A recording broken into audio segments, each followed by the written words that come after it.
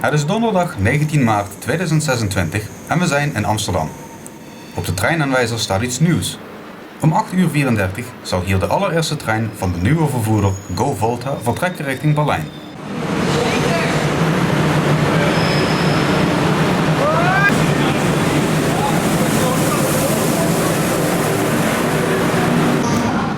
De trein telt 8 rijtuigen.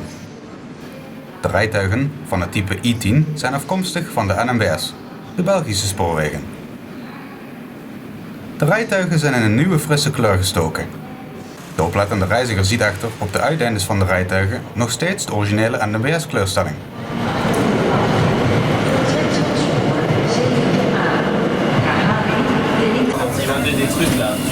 Het interieur is onveranderd gebleven. Maar geen zorgen, in dit type rijtuigen zit zelfs de tweede klas zeer comfortabel. En het mooiste, de raampjes kunnen open.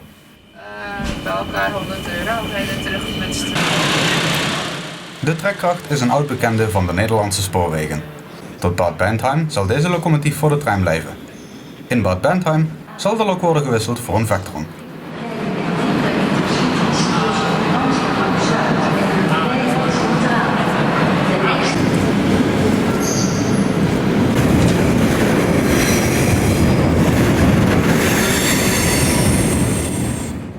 Intussen is het 8:34 en mooi op tijd vertrekt de trein 327, de allereerste trein van Go Volta richting Bad Bentheim, Osnabrück, Hannover en Berlin-Gesundbrunnen.